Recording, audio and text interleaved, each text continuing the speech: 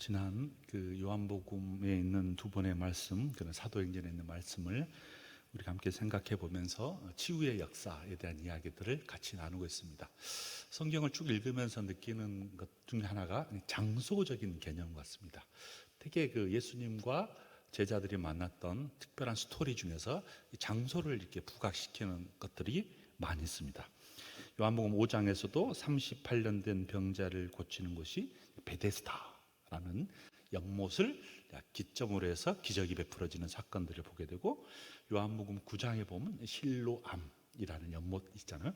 실로암에 가서 씻으면서 기적을 경험하는 것, 그리고 사도행전에 있는 안진뱅이가 일어난 사건 보면 성전의 미문, 약간 장소적인 개념이 있습니다. 오늘 특별히 이제 사울이 나온 장면에서는 담에색, 각각의 장소에 우리에게 많은 의미들을 부여해주는 성경 이야기들이 쭉 전개되어 있습니다. 모르겠습니다. 여러분도 각자 아마 예수님을 만나는 경험이 있는 장소들이 다 있을 것입니다. 어떤 사람은 예배 중 교회 본당에서 만나신 분도 있을 것이고, 어떤 분들은 산에 이제 기도하러 올라가면서 만나신 분들일 것이 있을 것이고, 아니면 들판에서, 모르겠어요. 각자 아마 그런 것이 있으리라고 생각합니다. 그게 이제 추억이죠. 그런 추억이 많이 있으면 그곳에 가면 자신들이 주님을 만났던 것들이 이제 기억이 나기도 합니다. 저도 개인적으로는 있습니다. 제가 신대원에 들어갔을 때 어른들이 하신 이야기들이 있습니다. 야, 너희들이 신학교로 들어가려면 어디로 가야 되냐면 각자 이제 산으로 올라가라고 이야기합니다. 삼각산 가라든지 청계산 가라든지 있죠. 여러분 신대원을 안 가보셔가지고 어디 기도원을 가야 될지를 모르는데, 다 각자 가서 나무를 좀 뽑아와라 이야기합니다. 뽑아 뭐 하려고 하는지 모르지만 나무를 딱 뽑아와서 그 정도 돼야 기도의 결단을 갖고 내려와라 하는 이야기들을 우리 선배님들도 하고, 우리 선배님들의 선배님들도 하고 막 그랬던 이야기가 나옵니다. 생각해보면 저도 몇 번이 아마 이야기를 했을 겁니다. 그 당시에는 한 70년대 산에 가면 다 나무가 뽑힙니다. 그때 나무 심는 지가 얼마 안 돼가지고 딱 기도하면 다 뽑히는데, 지금 가서 이제 학생들한테 가서 나무 뽑아보라면 지금은 뽑히지가 않습니다. 이미 다 뿌리를 박여져가지고 아무리 뽑아봐야 자기만 힘듭니다. 제가 왜 이런 이야기를 하냐면, 이제 한테 노력을 하는 거예요. 저도 한 학기에 시간을 내서 제가 담당하는 이제 우리 실천신학 동아리 있는데, 동아리 학생들과 함께 금요일 날 산에 기도하러 갑니다. 이번 주에 갔었어요. 지난주 금요일도 비가 약간 내리려고 했는데 한번 그래도 가자 해서 갔습니다. 한 학기 그냥 한 번씩 그냥 시간을 내서 한번 가보자고. 그런데 이제 어떤 젊은 친구가 하나 있었습니다. 그 친구는 이제 20대 대학을 졸업하고 신학교로 온 친구입니다. 나이 든 사람들은 다 이제 산기도의 경험이 다 있는 사람이잖아요. 근데 이 친구는 신학교로 왔는데 자기는 이 산기도를 처음 와봤다는 거예요. 개인적으로는 약간 충격이었습니다. 신학교를 다닌 친구가 산기도원을 처음 왔다는 이야기를 들으면서 이것이 오늘 우리의 신학교 현실이라는 생각이 듭니다. 여러분, 그래서 기도해 주셔야 됩니다. 이렇게 이제 심각한 거예요. 여러분들은 이제 신앙생활 오래 하셨기 때문에 문제가 없지만, 앞으로 우리 한국교회를 짊어질 젊은 친구들이, 나이를 드신 분들은 이제 신학을 하는 사람들은 다 그런 경험이 있습니다. 근데 20대 대학을 갓 졸업해서 온 친구들이라든지, 왜냐하면 그동안 대학 다닐 때 코로나 3년을 지내버린 거예요. 기도할 여유도 없었고, 기도한다고 하는 장소를 가본 적도 없고, 그런데 어느 날 소명은 받아서 학교는 온 거예요.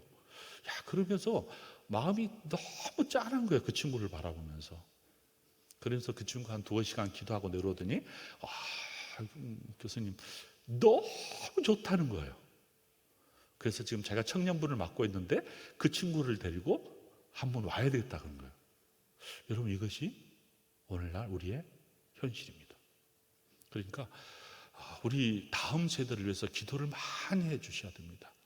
울잖아요. 신학생들 다 오면 이 친구들이 참 대단한 신앙이 있어서 온 것처럼 보이잖아요. 여러분이 생각할 때 실망을 많이 할 수밖에 없는 구조에 놓여 있습니다. 그래서 다음 세대를 보면 두렵기도 합니다. 다는 아니에요. 일부지만 그렇다는 겁니다. 그런 아이들이 더 많다는 거예요, 옛날에 비해서. 그래서 추억을 만들어주면서 주님과 만나는 그런 장소가 있어야 되는데 그런 것들이 없다는 것이 너무 안타까워서 제가 이야기를 하면서 또 우리 학교를 위해서 여러분 기도해 달라고 제가 부탁을 드립니다. 자, 그동안에 이제 우리가 본문을 쭉 읽었던 이야기들을 보면 귀한 장소들이 나왔다는 이야기를 제가 했습니다. 여러분은 어느 곳에서 어떤 아름다운 신앙의 스토리, 신앙의 이야기들을 만들고 있는지 모르겠습니다. 물론 가장 큰 스토리는 우리 강성교회 이곳에서 여러분의 하나님과 만나는 귀한 일들이 날마다 있으리라고 고대하기도 합니다. 오픈돼 놓고 그래서 누구든지 와서 대화하고 누구든지 밤이라도 와서 기도할 수 있는 공간이 있다는 것은 얼마나 귀한 일인지 모르겠습니다. 교회들마다 문을 다 닫아놨는데 그래도 우리는 이제 오픈을 하고 그래도 기도의 방들을 열어서 대화의 방들을 열어서 오고 가다가 교회에 들려서 하나님과의 깊은 사귐을 갖도록 공간이 있다는 것이 너무 아름답기도 합니다. 자, 오늘 본문 읽었던 내용 중에 그 다메섹이라는 큰 이야기를 장소로 좀 생각해 보면서 한 사람을 여러분에게 좀 소개하고 싶습니다. 아마 그 사람은 기적 중에 기적을 만나는 사람, 아마 가장 큰 기적들, 지금까지 우리가 살펴봤던 기적들 있잖아요. 만진병이가 일어나고 맹인이 눈을 뜨고 38년 된 환자가 막 기적을 일으켰던 이런 기적도 매우 중요한 기적이라고 봅니다. 성경에 보면 그런 기적들은 사탄도 한대요. 그런 기적들은 거짓 선지자들도 행한대요. 그래서 제가 기적 중에 기적이라는 이야기를 한 것이 뭐냐면 38년 된 환자가 치유되는 것, 소경이 눈을 뜨는 것, 안진병이가 일어나는 것, 이런 기적도 우리 삶에서 쉽게 찾아볼 수 없는 기적들이지만 그래도 이런 기적들이 있기는 합니다. 그러나 제가 말하고 싶은 기적 중의 기적, 이 세상에서 가장 큰 기적이 무엇일까? 바로 예수님이 믿어지는 기적. 예수님이 믿어지는 기적이야말로 기적 중에 기적 같습니다. 왜냐하면 이것은 우리가 막 뛰어나게 잘났거나 뛰어나게 막 금식하거나 막 고행을 하거나 열심을 낸다고 믿어지는 것은 아니기 때문입니다. 이것을 믿기 위해서 많은 사람들이 엄청난 고행을 하기도 합니다. 수행을 하기도 합니다. 믿어보려고 애쓰기도 합니다. 그래도 믿어지지 않는 경우가 너무 많습니다. 어떤 분이 이런 이야기를 하는 건 제게 충격이었어요. 목사님, 예수님이 잘 믿어지지 않아요. 수년 동안 고민했는데요, 이 질문 앞에 도대체 답을 찾기가 어려워요. 그 예수님을 더 이상 믿어지지가 않아요. 그 말은 우리 모두에게 충격 줍니다. 저에게도 충격이었습니다. 젊은 사람에게도 믿어지지 않는 것이 어찌 배운 사람들이 믿어지겠어요? 더 힘들 것입니다. 지식인, 부유한 자, 자신의 힘으로 무엇인가 얻었다고, 무엇인가 이루었다고 한 사람들이 믿음을 갖기란 매우 어렵습니다. 왜냐하면 자신의 능력으로 이 세상에 무언가를 획득했기 때문에 그렇습니다. 명예, 권력, 부를 얻은 사람일수록 더 어렵습니다. 그런데 기적이 일어났습니다. 기적 중에 기적. 기적을 체험한 사람, 그 사람이 바로 오늘 등장한 사울입니다. 여러분, 그가 누굽니까? 사실 그 사람을 이렇게 사도행전 22장 3절에 보면 이렇게 그 사울을 소개합니다.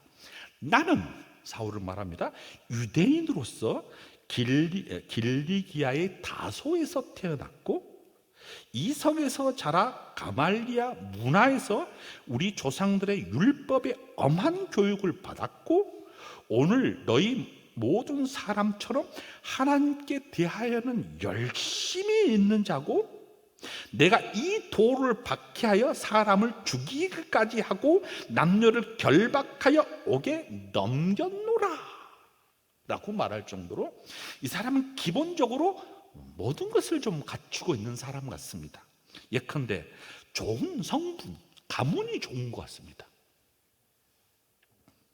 좋은 환경, 교육적 환경을 또 가지고 학군이 좋다. 우리로 말하면 좋은 대학, 좋은 학습 능력을 가질 그런 곳에서 아주 교육을 잘 받았습니다. 신앙인으로 말하면 매우 열심이었습니다. 하나님을 믿기 위해서 너무 열심히 애썼던 사람입니다. 다 갖췄죠? 가문, 배움, 신앙, 이 정도 되면 남부럽지 않는 사람 같습니다. 근데 왜 내가 이 사람을 기적 중에 기적을 만나느냐, 이 이야기를 좀 해보고 싶습니다. 오늘 본문을 딱 다시 들어가 보면 사울이 주의 제자들에게 여전히 위협과 살기가 등등하여 대제사장에게 가서 사울이 등장하는 모습은 막 의기양양하고 위협과 살기, 도끼가 가득 찬 모습으로 누구에게 찾아가냐면 대제사장에게 찾아갑니다. 그 이유가 2절에서 설명하기를 다메섹 여러 회당에 가서 공문을 청하려고 갔어요. 그 이유를 이렇게 말합니다. 만일 그 도 예수님의 가르침을 따르는 사람들을 만나면 남녀를 막론하고 결박하여서 예루살렘으로 잡아오려고 하니 당신들이 좀 허가증을 내주십시오 라고 도끼를 품고 제사장 가서 딱 공문을 받으러, 도장을 찍으러 갔다는 말. 대충 그 사람의 얼굴 모습 그려지죠? 살기가 독하여서 뭔가 의협심과 자신이 가지고 있는 열심을 동원해서 예수를 따르는 사람, 예수가 가르치는 도를 따르는 사람들을 남녀로 막론하고 다 잡아서 예루살렘으로 내가 데리고 오겠습니다. 얼마나 열심인지 모릅니다. 다른 하나님, 내가 믿는 하나님이 아니라 하나님을 모독한 예수를 따르는 사람이라고 자신의 신앙을 강력하게 피력하면서 그의 삶의 모습을 드러냅니다. 얼마나 열정적인지, 얼마나 의협심이 강한지, 자신이 알고 있는 지식, 자기의 열정, 자신의 의지를 다 동원해서 자신의 신앙을 고백하고 발현하려고 합니다. 자, 이쯤 되면 사울이 어떤 사람인가를 알기 위해서는 조금 더 사도행전 6장으로 넘어가면서 왜 이 사울이 등장했는가를 살펴볼 필요가 있습니다. 우리가 다 아는 이야기예요. 초기 교회에는 성령 충만을 받아서 제자들이 막 늘어났습니다. 그 제자가 또 제자를 낳은 거예요. 근데 사람 참 이상해요. 사람이 많아지면 반드시 나타나는 것이 있냐면 어려움입니다. 사람 두세 사람, 소수의 모임은 서로 양보를 해요. 질투 별로 하지 않아요.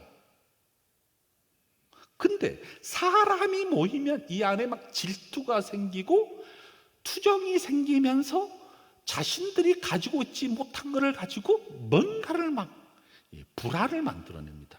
아마도 교회라는 명칭으로 사람들이 모였는데도 불구하고 그런 모습이 좀 등장했던 것 같습니다. 특별히 어떤 문제가 발생했냐면 헬라 유대파하고 히브리파들, 공동체 안에 헬라 유대인들과 전통 히브리파 유대인들이 막 이 안에 불화가 생겼습니다. 그 불화를 자세히 보니까 어떤 것 때문에 싸우냐면 이 두 부류가 구제하는 일 갖고 싸우는 거예요. 자기 편을 더 많이 구제하는 것 같아요. 이쪽 편에 봤을 때는 야, 왜 너희들끼리만 서로 돌봐주면 구제해? 우리도 좀 도와줘! 라고 하면서 막 싸움이 일어나는 거예요. 그때 이 모습을 딱 주목해 봤던 사도들이 뭐라고 말하냐면 우리들이 다 이 불화가 되어 있는 이 어려운 문제들을 다 관리할 수 없으니 우리들은 기도와 말씀에 좀 전념하겠으니 사람들을 뽑아서 이렇게 불화가 일어나지 않도록, 다툼이 생기지 않도록 이 일을 하는 전문 봉사자들을 좀 세워야 되겠다라고 마음을 먹었던 것 같습니다. 그래서 그 공동체 사람 중에서 누구를 뽑냐면 믿음과 성령이 충만한 사람들, 믿음이 되게 있을 뿐만 아니라 성령이 충만한 사람들, 누가 보더라도 소위 말하면 그 공동체의 대표자를 뽑기 시작합니다. 그래서 그 사람 중에 7명을 뽑아요. 뭐 스데반, 기타 블라블라블라 7명을 쫙 뽑습니다. 그리고 사도들이 그 7명을 딱 앞에 세워놓고 기도하면서 안수를 줍니다. 그러면서 이 사람들은 우리 공동체 대표자들이야.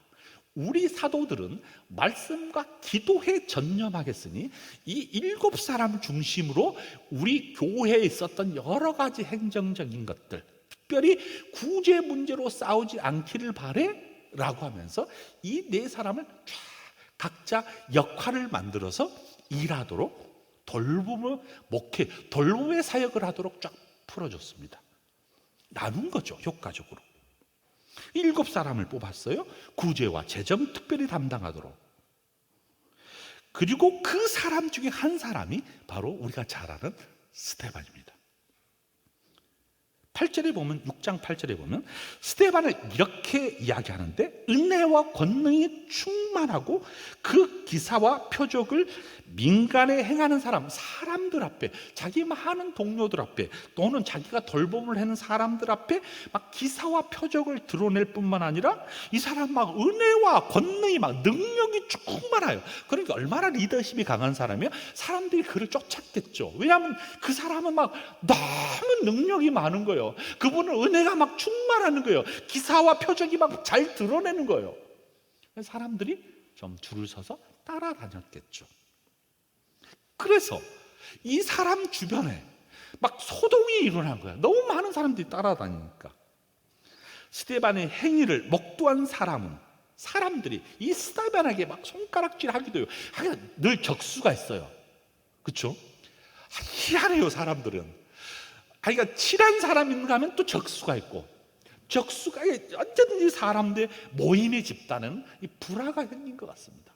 너무 뛰어난 이 스데반에게 질투하는 사람이 생겨요. 그 사람들이 뭐라고 하냐면, 저 사람들은 하나님과 모세를 모독한 사람이야 라고 이 스데반을 고소를 해버립니다. 여러분, 희한하죠? 그래서 여러분 이 말 안 할래요. 그냥 적당하게 신앙생활 하세요. 너무 튀게 하지 마세요. 사람들이 질투합니다. 질투가, 이 베리베리 질투가 다 있는 거예요. 안 그래야 되잖아요. 그분이 우리 교회에 있으면 그분 때문에 우리가 돌봄의 돌봄의 사역을 잘해주니까 얼마나 감사해요. 그런데 사람들은 질투를 하기 시작하는 거예요. 그래서 백성과 장로와 서기관들을 충동질하여서 이 사람을 잡아서 공회에 모욕을 주면서 투서를 시켜버리고 그를 업신여기려고 한 찰나에 이 스데반의 모습을 보니 그렇게 모욕을 당하고 죽음의 위기 앞에서도 그의 얼굴을 한마디로 뭐라고 하냐면 엔젤, 영어도 썼어요. 거의 안 쓰는 영어.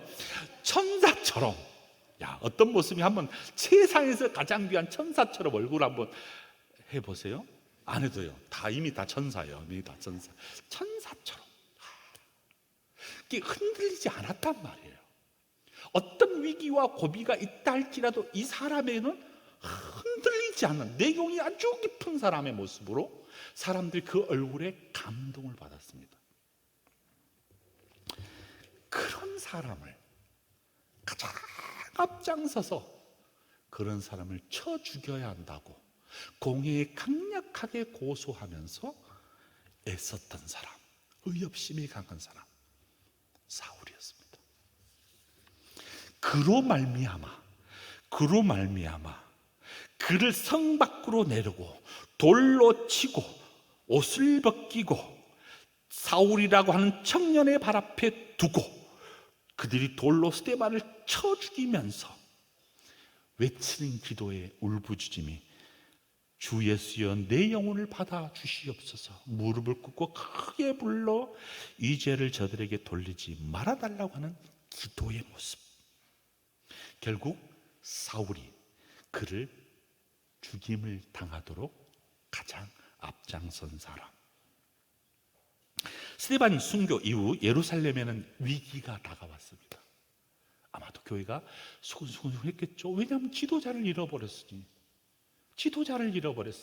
자기들도 죽임을 당할 수 있다고 생각하니 얼마나 고통스럽겠습니까? 그리스도인들조차도 예루살렘에 있다가는 죽임을 당할 수 있다고 생각하니까 흩어집니다.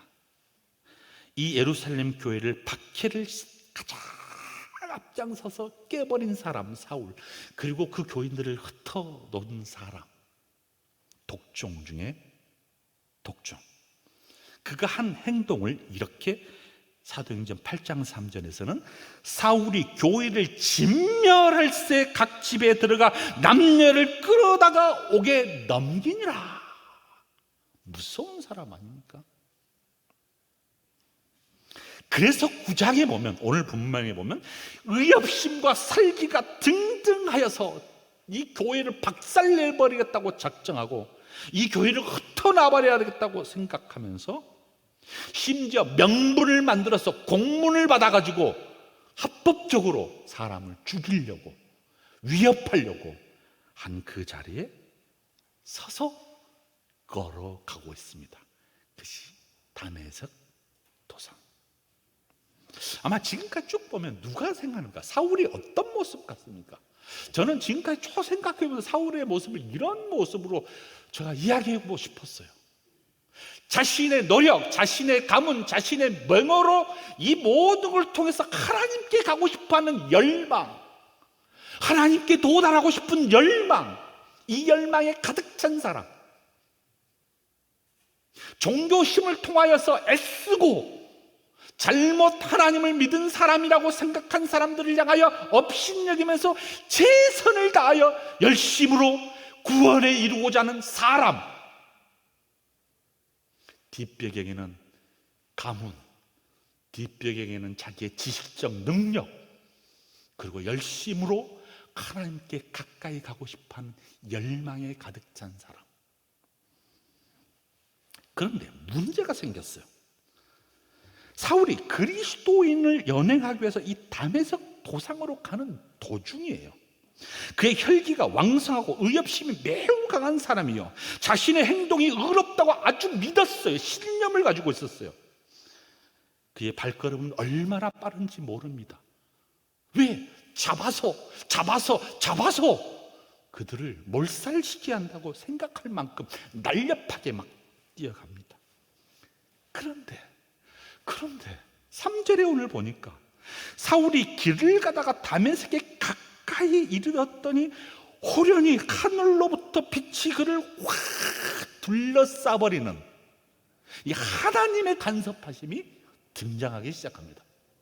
자신이 수고하면서 애쓰면서 혈기가, 얼굴 표정이 늘 어두웠어. 늘 살기가 둥둥해. 그리고 막 달려가.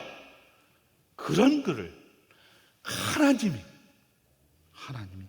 그를 찾아오십니다. 아니, 자기가 하나님께 도달하려고 애썼는데 그 하나님은 만나주시지 않더니 이제 하나님이 자기에게 찾아오시는 거예요. 하늘로부터 빛이 찾아오시는 거예요. 그리고 그를 꽉 감싸 주시는 거예요.